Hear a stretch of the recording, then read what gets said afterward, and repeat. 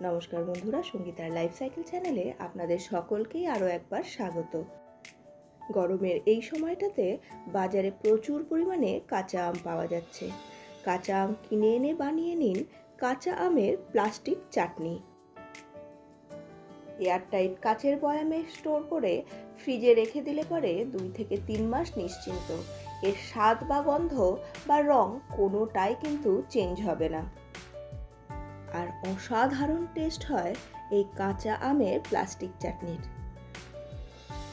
রেসিপিটি খুবই সহজ এবং আপনাদের প্রত্যেকেরই খুব পছন্দ হবে। রেসিপিটি পছন্দ হলে লাইক, শেয়ার ও কমেন্ট করতে ভুলবেন না। আর আপনারা যদি আমার চ্যানেলে নতুন হন তাহলে অবশ্যই চ্যানেলটিকে সাবস্ক্রাইব করে আমার পাশে থাকুন। তো চলুন রেসিপিটিকে শুরু করা যাক। এখানে হাফ কেজি কাঁচা আম নিয়েছি। আমের খোসাটাকে ছাড়িয়ে নিয়ে আমটাকে খুব ভালো করে গ্রেট করে নিয়েছি।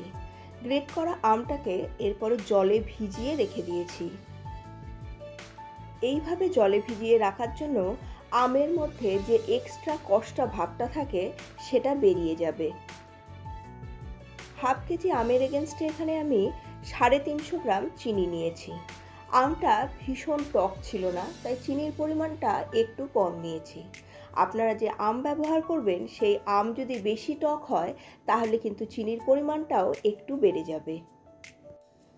নিয়েছি একটা কাঁচা লঙ্কাকে মাঝখান থেকে চিড়ে। 1 টেবিল স্পুন মৌরি নিয়েছি। কড়াই গরম করে এর মধ্যে প্রথমে 2 টেবিল চামচ মতো সরষের তেল দিয়ে দেব।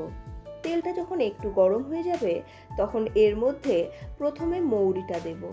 মৌরিটা যখন একটু ভাজা ভাজা হয়ে যাবে তখন এর মধ্যে চিড়ে রাখা কাঁচা লঙ্কাটা দিয়ে দেব এবং ভালো করে দুটোকেই আবার ভেজে নেব।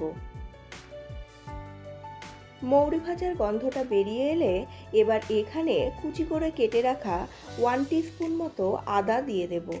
আদাটাকেও কিন্তু খুব ভালো করে ভেজে নিতে হবে যাতে কাঁচা আদার গন্ধটা চলে যায়।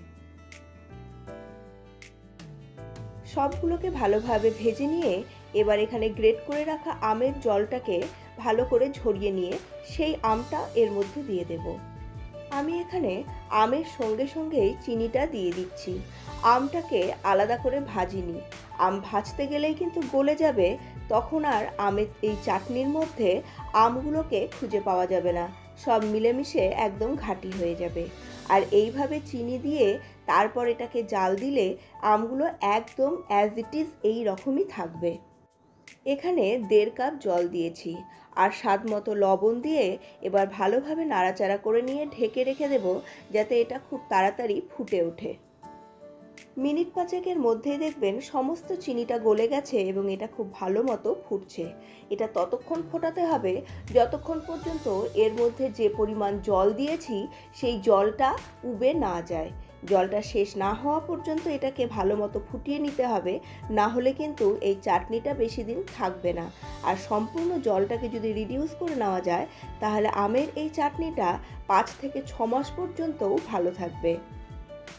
15 মিনিট মতো হাই ফ্লেমে ফোটানোর পরে এবার গ্যাসের ফ্লেমটাকে লো করে দিয়ে আরও কিছুক্ষণ ফুটিয়ে নেব। এই সময় জল অনেকটাই রিডিউস হয়ে গেছে আর এখনও যদি এটাকে হাই ফ্লেমে রাখা যায় তাহলে চিনিটা কিন্তু নিচে লেগে যেতে পারে। ক্যারামেলাইজড হয়ে গেলে তখন আর এই চাটনির কালারটা এই রকম থাকবে না। আমের এই চাটনিতে আমি কিন্তু কোনো রকমের রং বা হলুদ ব্যবহার করিনি। আপনারা চাইলে হলুদ ব্যবহার করতে পারেন। জলটা দেখুন প্রায় গোটাটাই রিডিউস হয়ে গেছে। এই সময় গ্যাসের ফ্লেমটা অফ করে দিয়ে এটাকে কিছুক্ষণের জন্য ঢেকে রেখে দেব। এটা এখন যতটা পাতলা মনে হচ্ছে, এটা যত ঠান্ডা হবে ততই কিন্তু ঘন হতে থাকবে। এখানে আম আর চিনি একসঙ্গে দিয়ে দেওয়ার জন্য দেখবেন আমটা কিন্তু গলে যাবে না, অথচ এটা নরম হয়ে যাবে। এটা টেস্ট লাগবে সত্যি অসাধারণ। অন্য একটি কড়াইয়ের মধ্যে খুব সামান্য পরিমাণ ঘি দিয়ে দেব। ঘি খুব তাড়াতাড়ি জ্বলে যায়, তাই ঘিটা সম্পূর্ণরূপে গলে যাওয়ার আগেই এর মধ্যে দিয়ে দেব খানিকটা কাজু বাদাম। লো ফ্লেমে কাজু বাদামটাকে খুব ভালো করে ভাজতে হবে যাতে এটা বেশ ক্রাঞ্চি হয়ে যায়। এরপরে এখানে দেব কিছুটা পরিমাণ কিশমিশ। এবার কাজু বাদাম আর কিশমিশ দুটোকেই খুব ভালো করে ভেজে নিতে হবে। এইবার ভেজে নেওয়া কাজু বাদাম আর কিশমিশটা এই চাটনির মধ্যে মিশিয়ে দেব। চাটনিটা তৈরি হওয়ার পরে কাজু বাদাম আর কিশমিশটা ভেজে মেশানোর জন্য কাজু বাদামের মধ্যে ক্রাঞ্চি ভাবটা থেকেই যাবে, আর কিশমিশটা ধীরে ধীরে এই চাটনির মধ্যে থাকতে থাকতে নরম হয়ে যাবে। এর টেস্ট কিন্তু সত্যি খুব ভালো লাগবে, আর ঘিয়ে ভাজা কাজু বাদামের গন্ধটাও দারুণ লাগবে খেতে। খুবই সহজ আমের এই প্লাস্টিক চাটনির রেসিপিটি আশা করছি আপনাদের প্রত্যেকেরই ভীষণ পছন্দ হবে।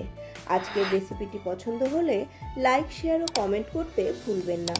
আপনারা যদি আমার চ্যানেলে নতুন হন তাহলে অবশ্যই চ্যানেলটিকে সাবস্ক্রাইব করে আমার পাশে থাকুন, আর চ্যানেলটিকে সাবস্ক্রাইব করলে পাশের বেল বাটনের অলে ক্লিক করে দিন। তাহলে আমার প্রত্যেকটি নতুন রেসিপির নোটিফিকেশন আপনাদের কাছে পৌঁছে যাবে সবার আগে। আপনাদের সঙ্গে দেখা হচ্ছে পরবর্তী আরও একটি নতুন ধরনের রেসিপি নিয়ে।